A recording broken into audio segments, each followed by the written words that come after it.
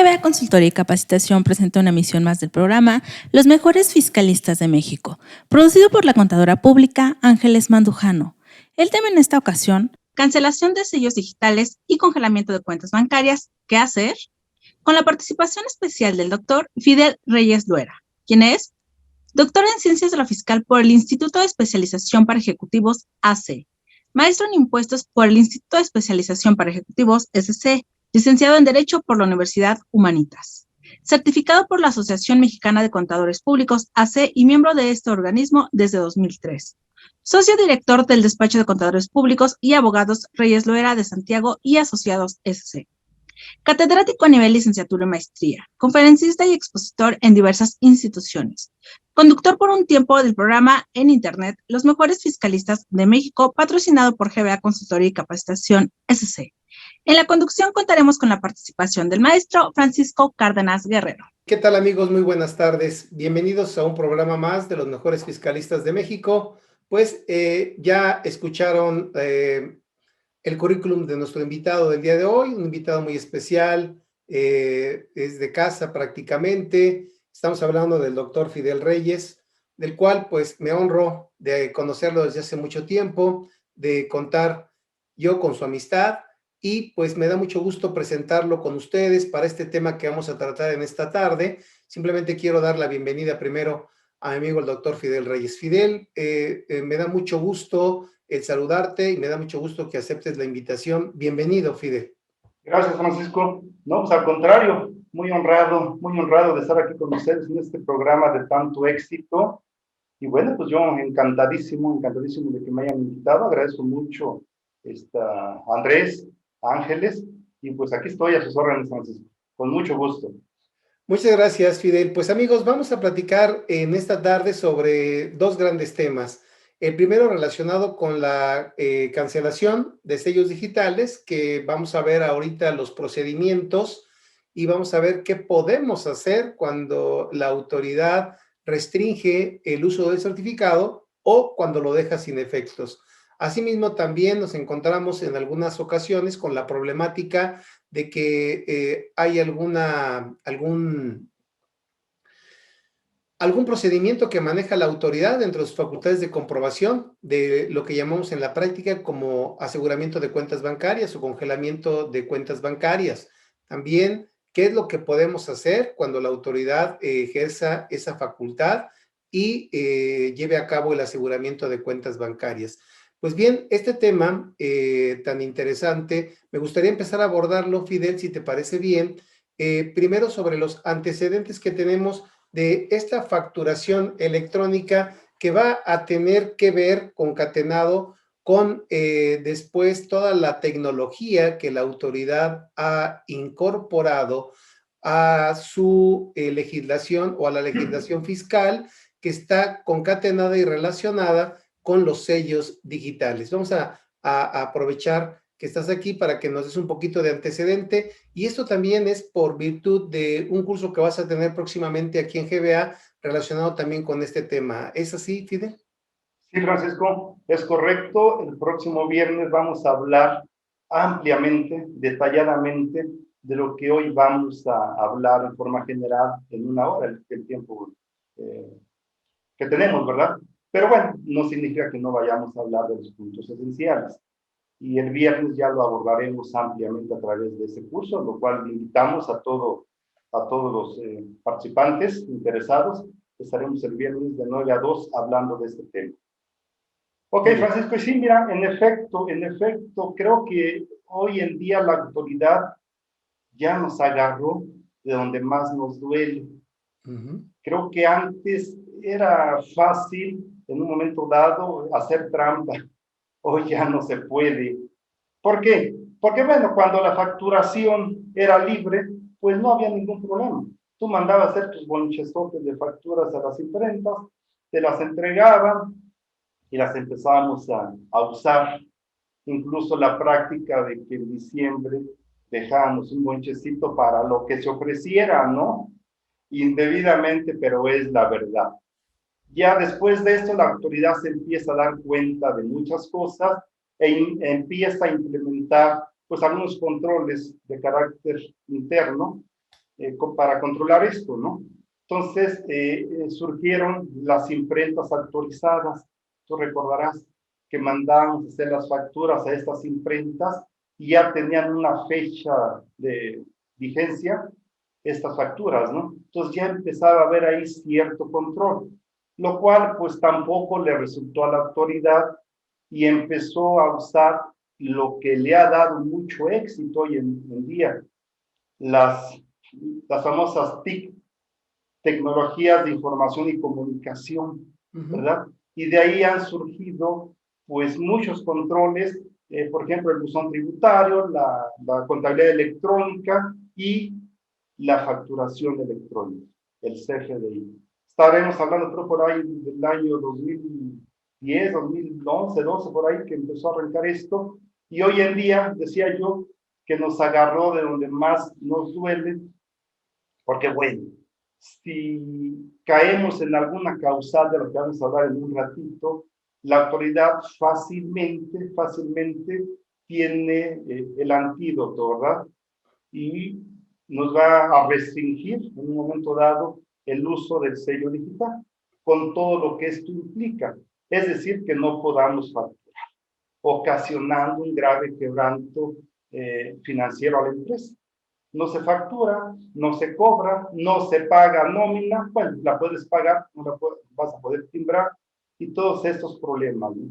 Entonces, esta medida ha ayudado mucho a la autoridad, precisamente en sus afanes recaudatorios. Esto le ha redituado mucho porque ha obligado a los contribuyentes a pagar lo que en un momento dado no había pagado, presentar declaraciones que no había presentado y con ello el pago del impuesto correspondiente. Entonces, esto le ha representado recaudación. Entonces, nos tiene completamente agarrados, maniatados. Si él ve que hay alguna falla, nos va a cancelar los certificados de sello digital. Repito, con todo el problema que esto ocasiona, ¿no?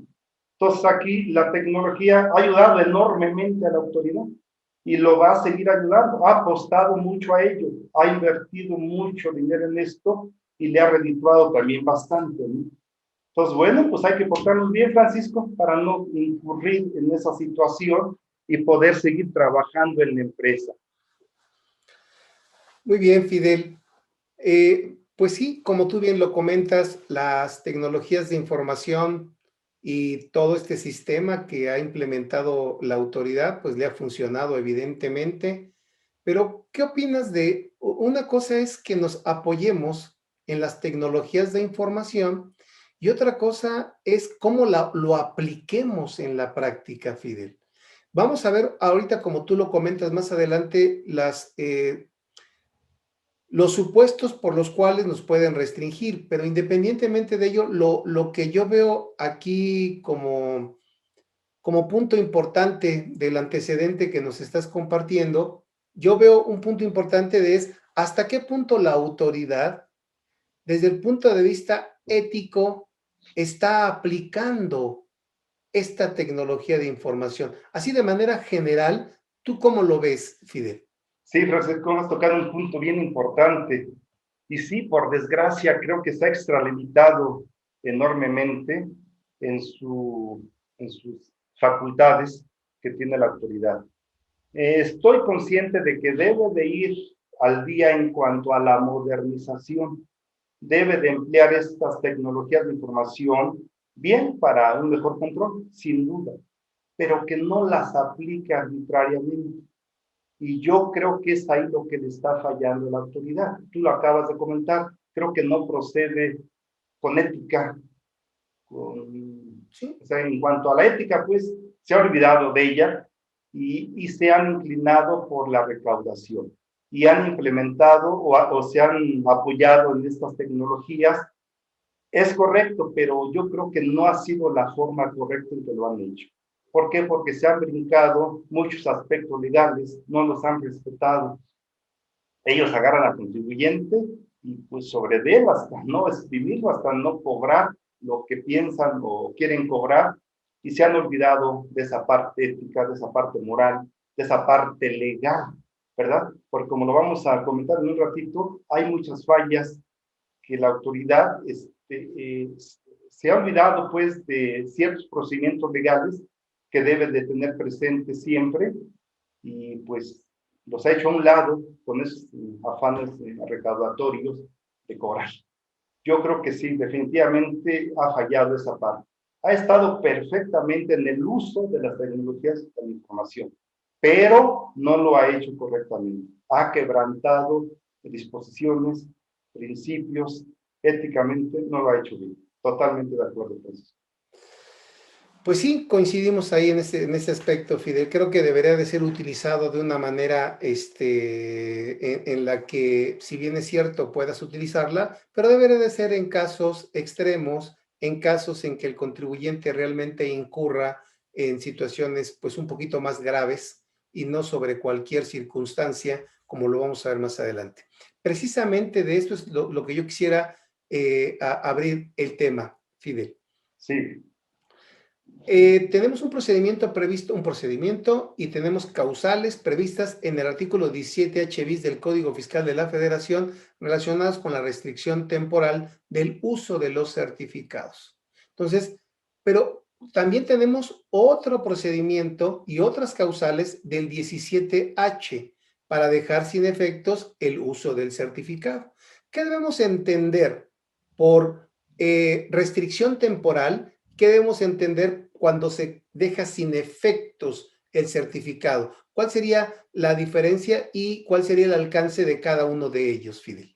Sí, correcto, Francisco, correcto. Mira, restricción temporal, pues te va a decir la autoridad que has incurrido en una causal y que, bueno, que te invita a que lo corrijas.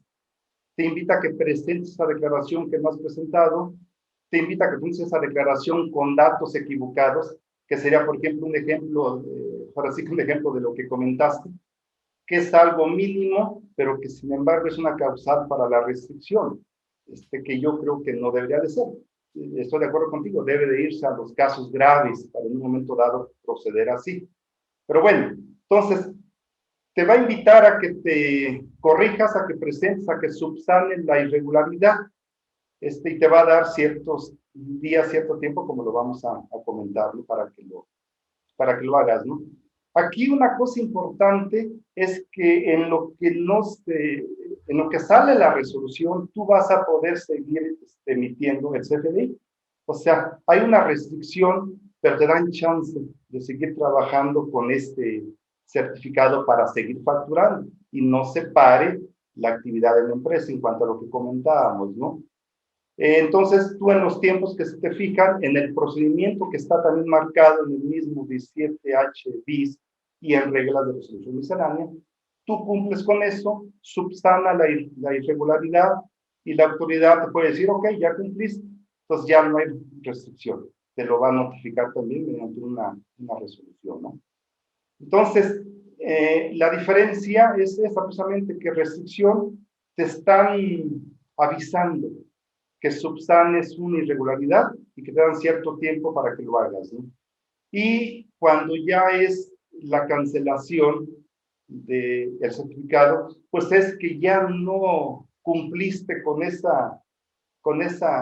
sea, no subsanaste la irregularidad, no pudiste y caes en el artículo 17H, que te dice que si no cumpliste con el procedimiento del 17H bis, pues automáticamente van a quedar sin efectos tus certificados, o sea, se van a cancelar. Entonces yo creo que sí es una diferencia importante entre restricción y que los certificados queden sin efecto, que es el equivalente a la cancelación. Muy bien. Me llamó la atención algo que comentaste aquí, Fidel, que lo vamos a ver más adelante también cuando vemos el procedimiento, pero esa restricción temporal, entonces, una vez notificada por parte de la autoridad y que nos vas a hacer favor de ilustrar en esa parte, pero una vez notificada, ¿requieres tú hacer algo o simplemente la autoridad en lo que tú cumples te permite continuar con el uso del certificado? O sea, ¿tienes que hacer algo o simplemente te dice, estás en incumplimiento de esto, corrígete porque si no te lo voy a dejar sin efecto? ¿Así es o tú tienes que hacer algo? Sí, sí, perdón, no lo comenté, debí de haberlo comentado.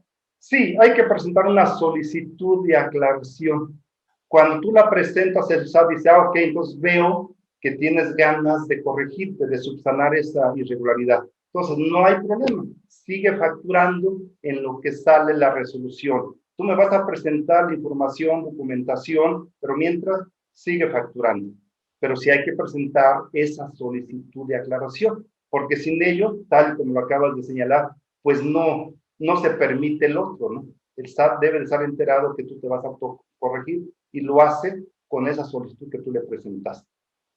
Perfecto, perfecto. Sí, lo quise acotar para que vayamos en ese orden, Excelente. porque si no, a lo mejor alguno de quien nos escucha nos va a decir, bueno, pues yo de aquí a que me regularizo, por lo tanto sigo facturando, pero ahí se puede encontrar con alguna situación, ¿verdad? Sí, sí, sí. Sí, mira, perdón, y con respecto a eso también, por ahí en la invitación o el mismo código, pues, te señala que lo puedes hacer dentro de los 40 días siguientes. Pero imagínate, hay que presentar la solicitud de inmediato para seguir facturando. Alguien podría decir, ah, fin que tengo 40 días, me voy a esperar hasta el día 39, lo presento. Pues no vas a poder facturar. El hecho de que te permitan seguir facturando va a correr a partir del día siguiente en que tú presentas esa solicitud de aclaración. Muy bien, muy bien. Y bueno, pues ahora vamos a la parte medular del 17H bis. ¿Cuántas causales hay para efecto de que nos restrinjan, Fidel? A ver, ilústranos ahí. ¿Son muchas, son pocas o qué? Sí, ¿Cuáles son mira, las no, causales que traen como consecuencia la restricción temporal de manera general? Porque no sé cómo nos quieras comentar esa parte. ¿Cuántas son sí, o sí, las más sí. generales? Son muchas causales, Francisco. Yo en el trabajo, en el material que preparé para el curso del próximo viernes, los vuelvo a invitar a todos los que nos escuchan, saqué por ahí 69, me parece, 69 causales. Por ahí hay una o dos que ya no aplican, que están obsoletas. Una de ellas, por ejemplo, que decía que sería causal el no manifestarle a la autoridad la causa por la cual no vas a pagar impuestos. Lo que antes hacíamos, que en una hojita marcábamos por qué no estoy pagando impuestos, porque mis deducciones, por ejemplo, fueron mayores a los ingresos, le marcaba, ¿no? Entonces esto pues ya quedó superado desde hace tiempo, ¿no? Sin embargo, pues se sigue contemplando por ahí en el Código Fiscal. Entonces sí son como 70 causales en las que tenemos. Entonces es de verdad, por todos lados, si nos descuidamos sin querer, podemos incurrir en una causal y colocarnos en el supuesto de que nos restrinjan el uso del certificado. Entonces, sí, mucho cuidado con esas causales. Entonces, en términos generales, como 70, las cuales el viernes se van a ver en detalle, una por una, para precisamente tener presente qué es lo que debo de cuidar. Ahorita, si quieres, comentamos Sí, algunas de las que me acuerdo para no abrir código. Creo que la primera que aparece es que no presentes tu declaración anual. Incluso te dan un mes de gracia. Sabemos que la pena moral la debe estar en agosto. Entonces, tenemos un mes más para presentarla y si no lo hacemos, ya nos colocamos en una de las causales para que nos restrinjan el uso del certificado de sello digital. O sea, nos van a notificar, nos van a avisar después de ese tiempo de que no estamos cumpliendo y tendremos que iniciar el procedimiento que comentaba hace un ratito. Otra causal también, no presentar declaraciones de pagos provisionales o definitivos en más de 2 ocasiones. O sea, me atraso yo 2 meses, pues ya me coloqué en una causal de cancelación.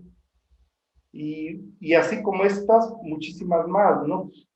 No llevar contabilidad, por ejemplo, en fin, 70 causales que tenemos por ahí de todos colores y sabores, Francisco, y hay que cuidarlos. a ver, Fidel, aquí en esta parte, ¿no te parece a ti un contrasentido esa fracción primera con otra que creo que es la 9 o la 12, no recuerdo, creo que es la 9, la que señala que cualquier infracción relacionada con los artículos 79, 81 y 83 del Código Fiscal de la Federación.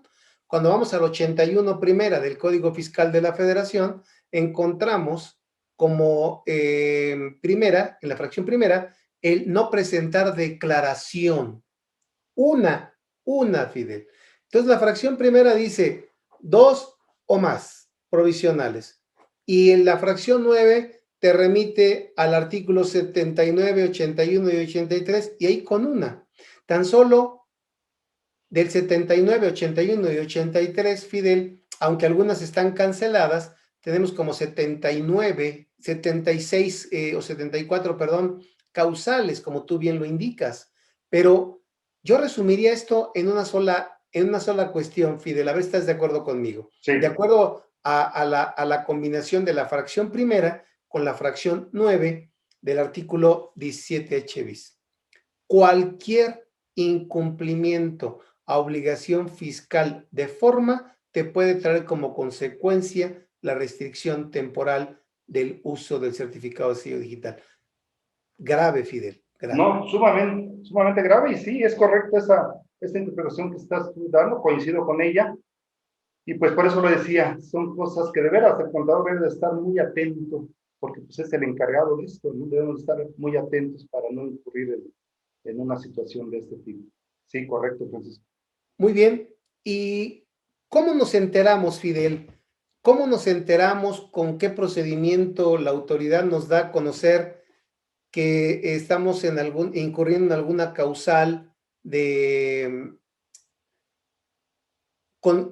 da motivo a la restricción temporal, Fidel? Sí, mira, el SAT está obligado, de acuerdo a estos artículos 17H bis, a notificarte vía buzón tributario. Te va a decir que incurriste pues en la causal de no presentar la declaración del mes de febrero. Así yendo a un caso extremo, ¿no? Porque sería catastrófico que por un olvido ya te coloques ahí, pero bueno, legalmente es algo que sí hay que cuidarlo. Entonces te lo va a notificar y te va a invitar a que subsanes esa irregularidad mediante la famosa solicitud de aclaración. Igual yo como contador ni cuenta me había dado, porque yo no las presento, por decir, siendo un auxiliar de declaración de X cliente, y checamos porque le llega al buzón y checamos si en efecto se le pasó al auxiliar presentar esa declaración. Entonces, bueno, afortunadamente nos está invitando, es una situación en este caso sencilla, se presenta esa declaración y se acabó, ¿no? Y presentamos la solicitud para poder seguir facturando. Seguramente la autoridad va a emitir su resolución en el sentido de que, ok, presentaste la declaración que te estaba yo señalando, por lo tanto, pues ya levantamos la restricción al certificado de sello digital. Adelante. Pero cuando es otra situación más grave, es ahí donde nos ponemos a sufrir, ¿verdad? Entonces sí, nos lo deben de dar a conocer vía buzón tributario, ¿no? Así es, Francisco. Muy bien. Acabo de recordar una de las causales también importantes, Fidel, porque ahorita tú comentaste muy atinadamente el hecho de que, bueno, no presente una declaración. Creo que simplemente lo que haces es cumplir tu obligación, solicitarle a la autoridad la aclaración correspondiente para que sigas facturando y pues en estricto sentido no tendrías mayor problema. Pero ¿qué pasa, Fidel, con aquella causal que establece que no coinciden los CFDI emitidos, ya sea de ingreso o de egreso, con lo declarado en pagos provisionales, en anuales y en pagos definitivos? Esta conciliación, Fidel, no es tan sencilla, ¿no? Y tenemos dos problemas que quiero que nos compartas en tu experiencia, porque a veces la autoridad simplemente te dice, a mí no me coincide por 5 millones de pesos, pero no te dice por qué. Y eso tendríamos que tener más cuidado y con otras consecuencias, ¿no, Fidel? ¿O qué opinas? Sí, no. Mira, Pasamos por un caso que por cierto, todavía estoy estresado, de un cliente el año pasado, que precisamente le llegó el oficio, pues, la cartita, donde le decía que hay una diferencia como de 50 millones en los ingresos, y pues ya sabes, como locos, nos metimos a conciliar lo que se facturó, lo que estaba en el repositorio, y bueno, finalmente eso pues es, como dices, complicado, no es tan sencillo, requiere mucho tiempo, hay que andar investigando y en fin, hacer muchas cosas, ¿no? Entonces, había por ahí unas facturas que estaban canceladas y que era lo que estaba distorsionando esa situación. Se logró aclarar, no era con respecto al certificado de sello digital, era una invitación de los que tú conoces que envían y te decía que había una discrepancia. Y bueno, con esto se logró aclarar, hubo una diferencia mínima, 30,000, 32,000 pesos, pero sí le sufrimos, ¿eh? Sí le sufrimos. Afortunadamente no era para la cancelación del certificado, porque nos tardamos un buen tiempo en aclarar esa situación, ¿no? Entonces, al parecer quedó en orden, ¿no? Pero coincido contigo, Paco, es bien complicado, es difícil lo de la conciliación. Cuando es una causal sencillita, rápido, ¿no? Pero cuando es de este tipo, cuidado y está de por medio la marcha de la empresa, de que siga operando, ¿no? Por esa restricción que nos hace la autoridad y que en un momento dado, si no cumplimos, pues no nos va a permitir el seguir emitiendo los CFDI correspondientes, ¿no? Claro, perdón, de la mano de este cuestionamiento, ahorita quisiera hacer otro y regresar nuevamente a este problema porque esto puede causar más, puede traer como consecuencia que sea más tiempo el que te tengas que esperar para poder facturar, incluso dependiendo de lo que nos vayas a platicar ahorita, Fidel, si eres tan amable, del procedimiento de aclaración. Ok, ya me notificó la autoridad por buzón tributario y la autoridad me indica que estoy en la causal de la fracción X y de la fracción y por lo tanto se restringe el uso de mi certificado. En ese momento, como contador, como consultor, como contribuyente, ¿qué procedimiento debo seguir? Mira, el procedimiento nos lo señala el mismo artículo 17H bis y nos remite a reglas de resolución miscelánea. Y nos dice que cuando estemos en ese supuesto hay que presentar lo que ya te comentaba, la solicitud de aclaración. Pero no te dice cómo. Entonces sabemos perfectamente que quien nos dice cómo son las famosas fichas de trámite. Son los trámites que hay que hacer ante la autoridad. Y por ahí tenemos la ficha de trámite 296 del Código Fiscal de la Federación, que nos indica pues que hay que anexar la documentación, la información que se requiera ahí. Todo lo que está ahí señalado es con lo que hay que cumplir, ¿no? Para que la autoridad diga, ok, estás cumpliendo, yo recibo esto, entonces a partir del día siguiente a que tú me estás enviando tu solicitud de aclaración, bueno, puedes seguir facturando hasta que no emita yo la resolución con respecto a esa situación, que puede ser en el sentido de que, ok, aclaraste tu situación, no tienes ya restricción, o sabes que no aclaraste, por lo tanto me veo obligado, me veo en la penosa necesidad de cancelar tus certificados, dejarlos sin efecto. Entonces, es ahí, Paco, donde está el procedimiento en las fichas de trámite, concretamente para esta situación, la 296. Dicho sea esto de manera general. Muy bien. Pero a ver, Fidel, ahora sí, regresándonos al caso que platicábamos. Resulta que dentro de las causales que la autoridad me da a conocer, me dice, incumpliste con la presentación de 4 declaraciones provisionales, pero también tienes diferencia en tu CFDI de ingresos con lo acumulado en tu declaración anual del ejercicio 2019. Y eso me va a llevar, Fidel, una semana o 2 semanas. Mi pregunta es, hace un momento nos decías el alcance del 17H bis con relación a la posibilidad de seguir facturando hasta en tanto se aclara la situación y se desvirtúa la causal que motivó a la autoridad a la restricción. En este caso, Fidel, ¿qué va a pasar? Yo no voy a poder aportar todavía, a lo mejor las declaraciones sí. Aquí están las 4 declaraciones. ¿Y qué le voy a decir, Fidel? Estoy en proceso de revisar la diferencia. Mientras tanto, permíteme seguir facturando o no me lo va a permitir.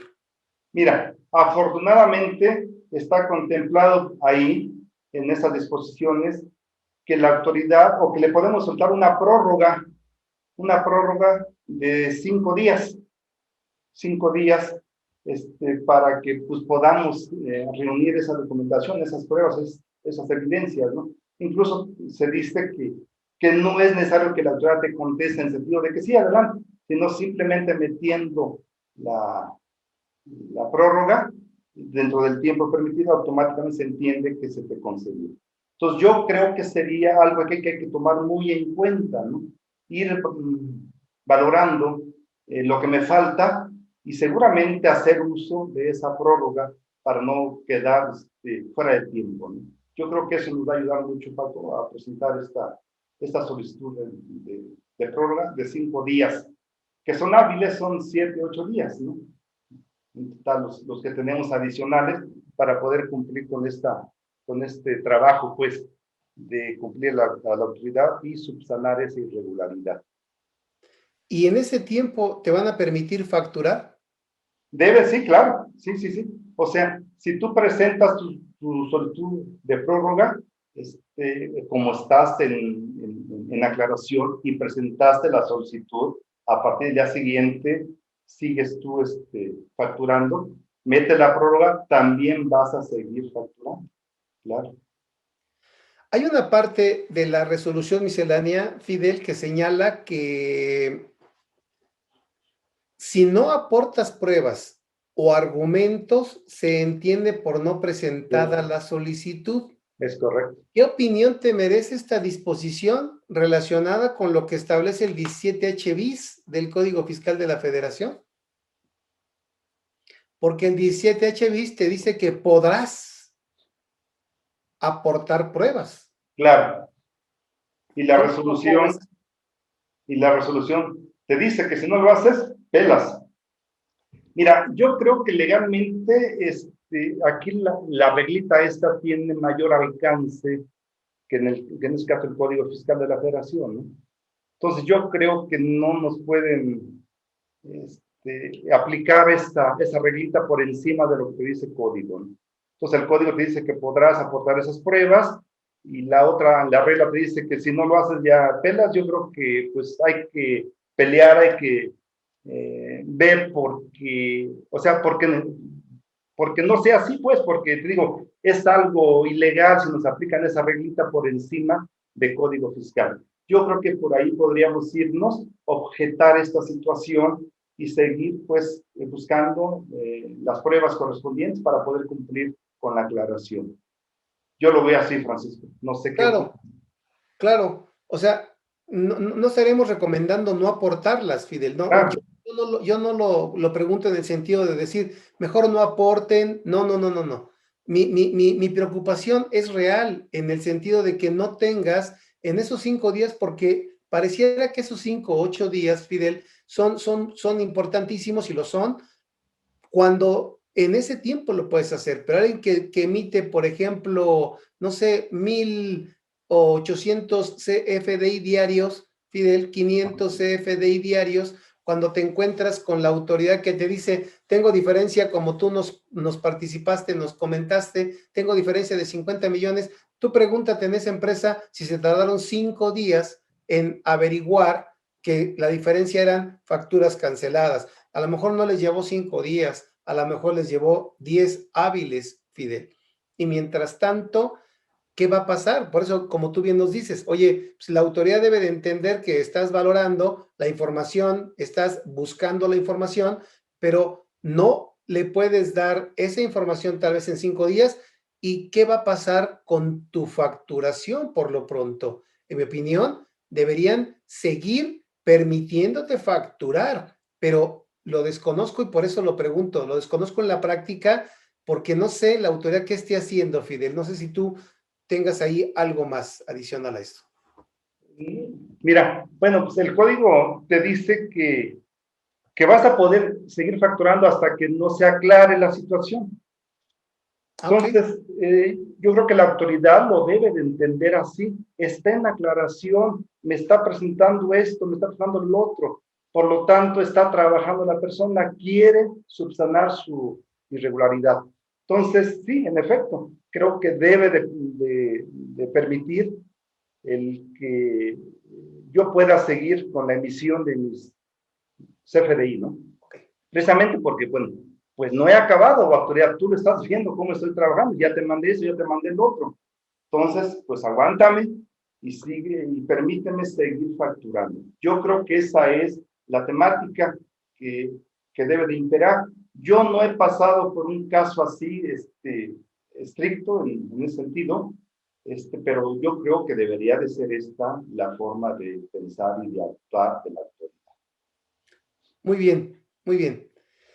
¿Y cuánto tiempo tiene una vez que yo reúno las pruebas, Fidel? Ya presenté la información. ¿La autoridad en cuánto tiempo me notifica y cómo? ¿Yo cómo sé si ya desvirtué o no desvirtué la irregularidad? Sí, mira, hubo también reforma para este año. Contempla ahora 10 días la autoridad para dar respuesta a esa situación. Antes eran 3 días y pues obviamente nunca contestaban en 3 días. Entonces ahora el código se modifica y son 10 días y te lo debe de notificar también vía buzón tributario, ¿no? Donde va a decir que, ok, cumpliste cabalmente con lo que requería la autoridad, has aclarado tu situación, por lo tanto, no hay restricción ya al uso del certificado de sello digital. Si es esto, pues qué padre, y es lo que todos queremos leer, pero bueno, no siempre va a ser así.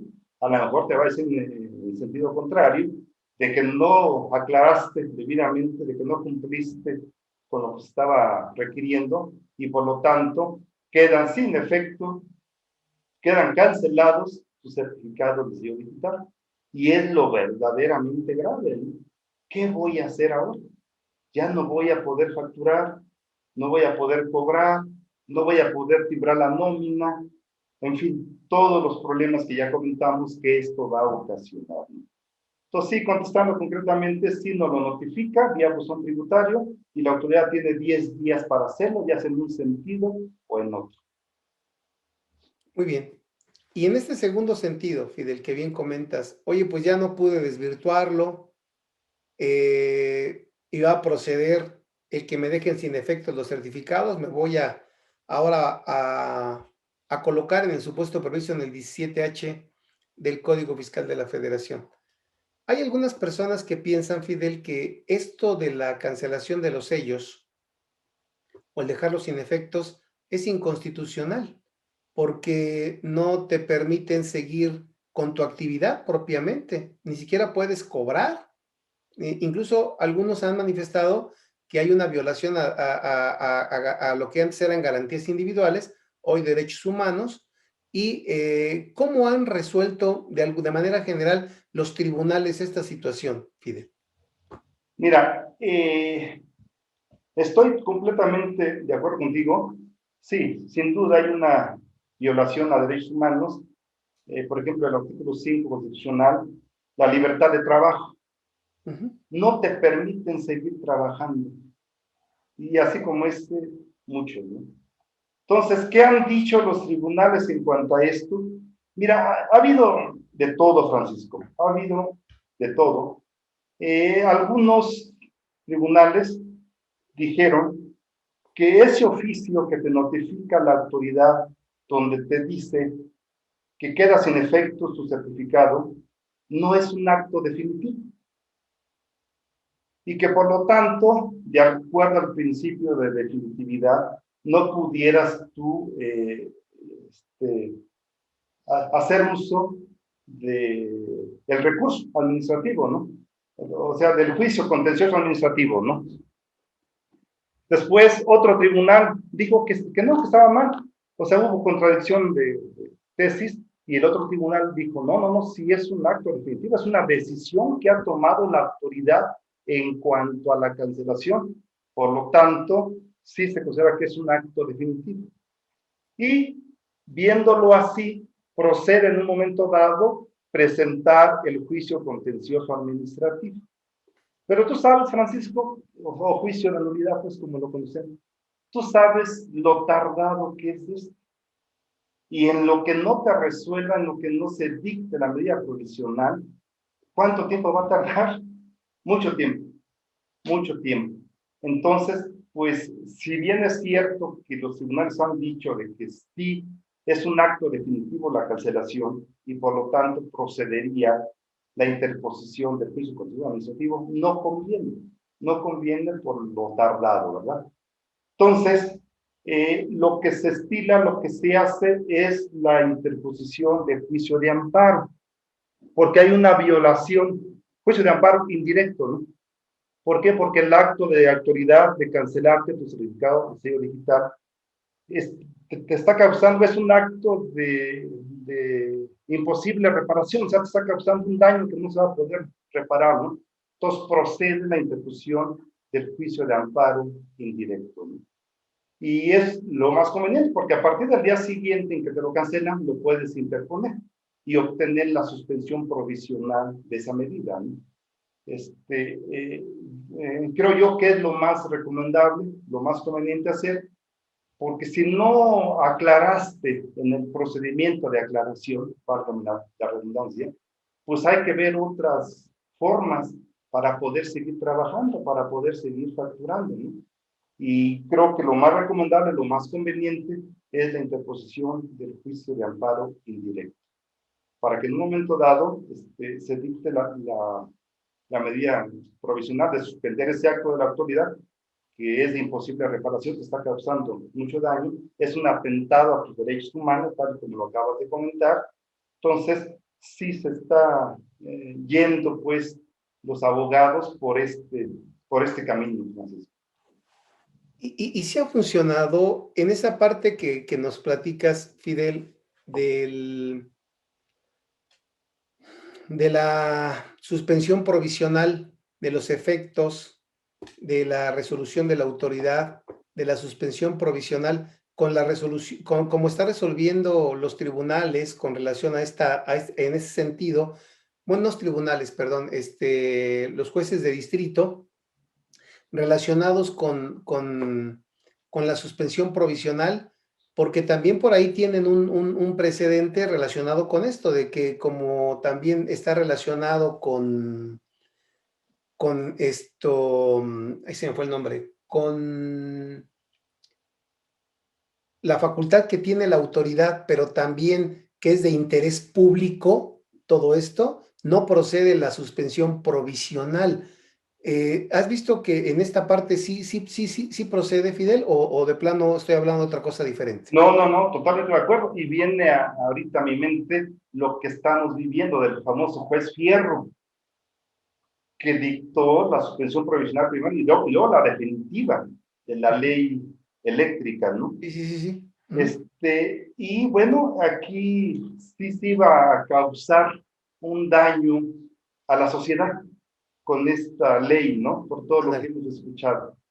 Pero acá no, acá es un caso particular que no causa daño al interés público, por lo tanto, yo he escuchado, yo he visto con colegas, con sus abogados, que se han tramitado este juicio de amparo y sí se los han otorgado, ¿no? La suspensión. Y se dice que no causa daño al interés público, ¿no? Es caso particular. Entonces, que por esa es la situación por la cual sí se están otorgando.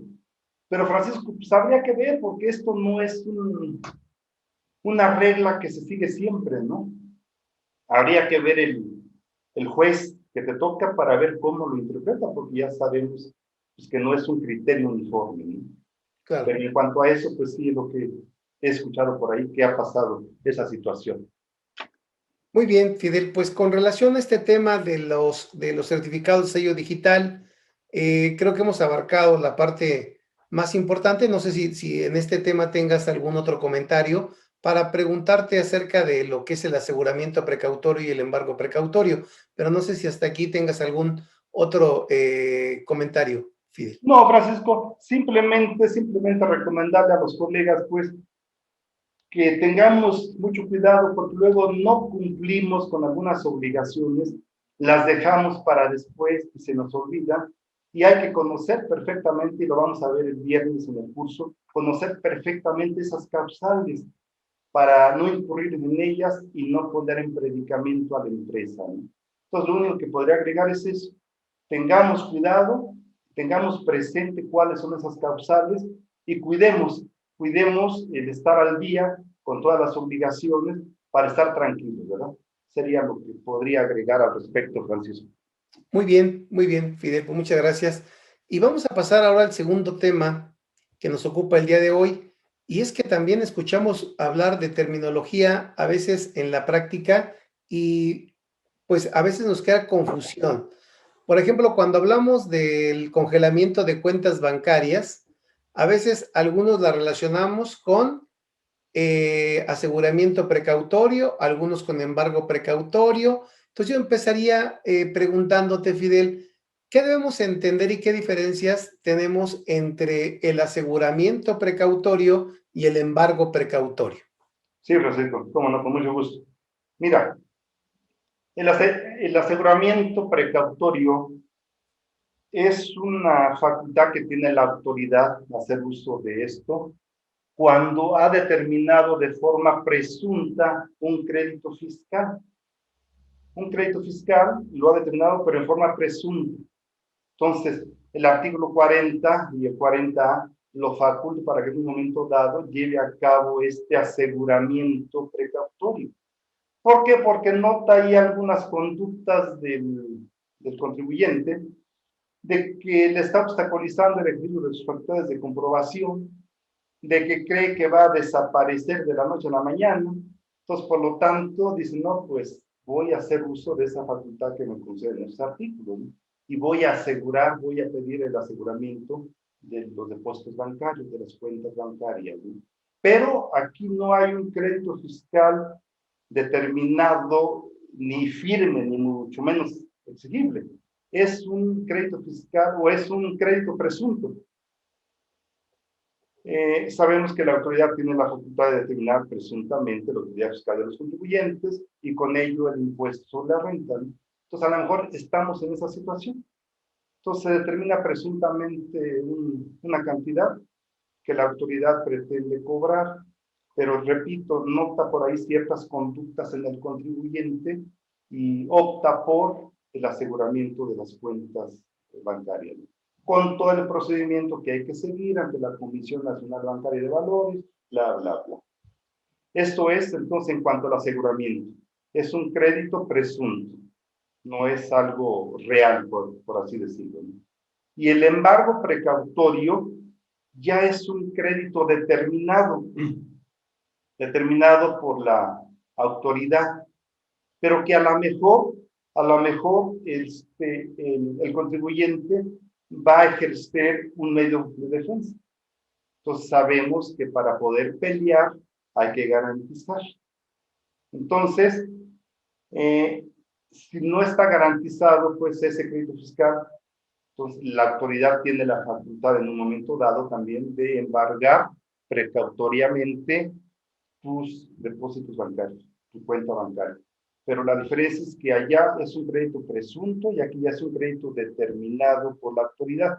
No es exigible todavía porque no se han agotado las instancias de defensa que tiene el contribuyente a su favor. Pero bueno, ya está determinado por la autoridad.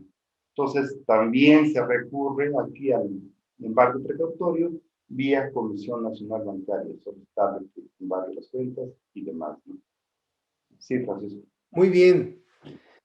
Hay una modificación importante para este 2021, precisamente esos artículos que mencionaste hace un momento, el 40 y el 40A, relacionado con el aseguramiento precautorio, porque anteriormente solamente se podría fincar al contribuyente o al responsable solidario. y a partir de 2021 se señala que también a terceros relacionados con el contribuyente o con el responsable solidario. ¿Cómo debemos entender esta figura del aseguramiento precautorio desde el punto de vista de un tercero que tiene relación con el contribuyente? ¿Cuál sería tu opinión, Fidel? No, pues algo completamente ilegal, ¿no? De parte de la autoridad. Creo que ahí la disposición es inconstitucional, va en contra de los artículos de la Constitución, porque bueno, en un momento dado, por lo que acabas de comentar y por lo que dicen esos artículos, pues el tercero, el proveedor, un cliente, es un tercero. ¿Qué culpa tienen en un momento dado de las broncas que tiene la empresa, ¿no? Y sin embargo pueden ir en contra de ellos, ¿no? Entonces yo considero que no es legal esto, no es lo correcto, ¿no? El contribuyente sí, adelante, ¿no? Pero terceros relacionados, Francisco, al menos que se demuestre pues que el origen de la irregularidad esté dada por una operación que se tuvo con ese tercero, con ese cliente, con este proveedor, pudiera en un momento dado irse contra ellos, ¿no? Pero si no, yo siento que no es lo recomendable, lo conveniente, lo legal, Francisco. Claro, a mí me parece que pudiera ser desde la óptica, no sé cuál sea tu opinión, desde la óptica de que ese tercero podría ser sujeto al aseguramiento precautorio, pero siempre y cuando él se opusiera, por ejemplo, al inicio de facultades de comprobación, que fuera en ese Correcto. sentido, ¿no, Fidel? No en todos, ¿no crees? Sí, sí. Es decir, yo como proveedor o cliente va a la autoridad y me compulsa, totalmente de acuerdo, está ejerciendo facultades de comprobación. Me opongo, no los dejo entrar, los bronqueo, todo un show. Ok, así sí, creo que sí es posible aplicar esta situación. Coincido contigo, Francis. Muy bien. Y una vez ya aclarado la diferencia entre aseguramiento precautorio y embargo precautorio, ¿cuál sería el procedimiento del aseguramiento de las cuentas bancarias, Fidel? Sí, el aseguramiento de acuerdo al artículo 40A de código. Sí. Pues mira, la autoridad va a girar un oficio a la Comisión Nacional Bancaria y de Seguros. Puede girarlo también a la Comisión del SAR, depende de donde tenga los fondos, porque también si tiene fondos en otros lados, también en un momento dado se pueden asegurar. Pero hablo así de forma general de la Comisión Nacional Bancaria y de Seguros. Le va a girar el oficio la autoridad, tiene cierto tiempo para hacerlo, donde le diga pues que ese contribuyente quiere que se le aseguren sus cuentas bancarias, que quiere información de cuántas cuentas tiene, cuánto tiene en cada una de las cuentas, porque no se va a poder asegurar una cantidad mayor a la que a la que el SAT determinó en ese crédito presunto que estábamos hablando, ¿verdad? Entonces, no podrá ser una cantidad mayor. Entonces, le va a girar el oficio, le va a pedir que haga esa investigación de qué cuentas tiene, cuáles son los montos, y le va a pedir que haga el, el aseguramiento de cierta cantidad para que esté ahí garantizado ese crédito que el SAT anda peleando, que determinó presuntamente. Ya después de esto, la Comisión Nacional Bancaria le va a girar un oficio también a la institución de crédito correspondiente, donde le diga esto mismo, que lo asegure. Ya que lo hace, va de regreso la comisión, el banco le manda el oficio a la comisión le informa al SAT que ya quedó, cuáles cuentas, cuánta cantidad, y después se le debe de notificar al contribuyente. Te aseguré tus depósitos de la cuenta bancaria de Bancomer, número tal, por la cantidad de tanto. Y le tendrá que decir, pues, por qué lo hizo. La causa se lo tendrá que dar a conocer vía buzón tributario. De manera general, Francisco, de manera muy, muy general. Muy bien, no, muy bien, muy bien. ¿Y qué procede para nosotros ahí, Fidel? ¿Qué es lo que nos recomendarías? Ok, ya pasó esto, presuntivamente la autoridad determina un crédito, una cantidad, perdón, que supuestamente se va a poder considerar posteriormente un crédito, o siente que el contribuyente se va a ir sin pagarle, y ya nos aseguró precautoriamente. ¿Qué es lo que procede, Fidel? Pues no quedarse con los brazos cruzados, pues, hay que hacer algo, hay que hacer algo, hay que acercarse a la autoridad, hay que agotar la instancia con la autoridad, hay que ir a hablar con ellos. Pasé un caso también hace 2 años, una situación muy parecida. Le habían embargado las cuentas o se las habían asegurado. Bueno, aquí era un embargo precautorio porque ya había un crédito determinado. Entonces aquí el cliente se acercó a la autoridad, logró por ahí un acuerdo para pagar en parcialidades esa cantidad, porque estaba reconocida, estaba aceptada. Y mira, sí, te lo debo, dame chance, dame facilidad de pagarte. Mi intención como contribuyente es seguir trabajando. Entonces, bueno, pues te voy a pagar, pero dame facilidades para hacerlo. Y se llegó a un convenio de pagar en parcialidades. Bueno, se liberó las cuentas, el aseguramiento que se tenían de las cuentas bancarias, siguió trabajando, creo que el año pasado terminó de hacer el pago correspondiente. Entonces, hay que hacer algo, incluso lo comentaba yo, la interposición de un amparo, seguramente también va a proceder, pero vamos a ver cómo te va, ¿no? Cómo te va, porque si bien es cierto que te están violando flagrantemente tus derechos humanos, también es cierto que tú tienes esa deuda, ¿no? Está reconocido. Entonces, pues se complica un poquito aquí. Entonces, es casuístico esta situación. Habría que ver cada caso en particular para ver cómo se maneja. Correcto, Fidel. ¿Alguna otra recomendación, Fidel, para dar por terminado ya? Ya estamos agotando prácticamente el tiempo, ya estamos sobre el tiempo.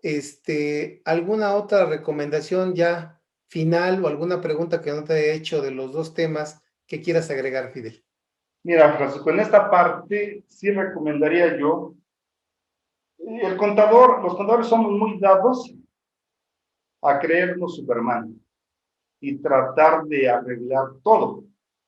Hay cosas muy técnicas que definitivamente lo único que podemos hacer es coadyuvar con el abogado.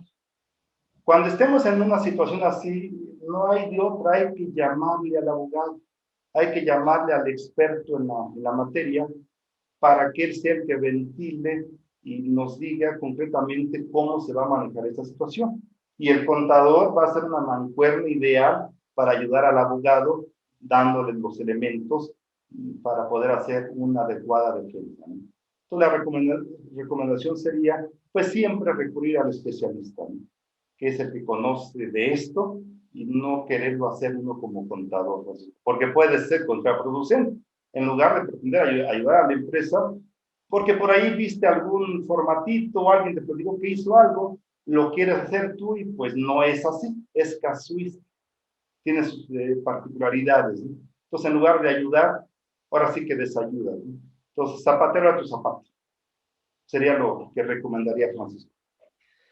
Muy bien, Fidel, pues a nombre propio y a nombre de GBA, te damos las gracias por este espacio que nos concedes de tu tiempo para poder platicar contigo sobre estos dos temas importantísimos de certificado sello digital, restricción y cancelación, así como de aseguramiento de cuentas bancarias. Fidel, muchísimas gracias de verdad por acompañarme. Gracias a nombre de GBA también por estar con nosotros en este programa, Fidel.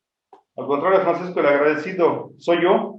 Y bueno, reitero nuevamente la invitación a los colegas para que el próximo viernes a las 9 de la mañana nos escuchen en el curso que se va a dar sobre este tema, donde se va a hablar con mayor amplitud de todo lo que aquí hablamos de manera general. Muchísimas gracias, Francisco, y yo estoy a tus órdenes. Muy bien, Fidel, igualmente, gracias a ti y gracias a todos los que nos acompañaron en un programa más de los mejores fiscalistas de México. Hasta la próxima, buenas tardes. Bye.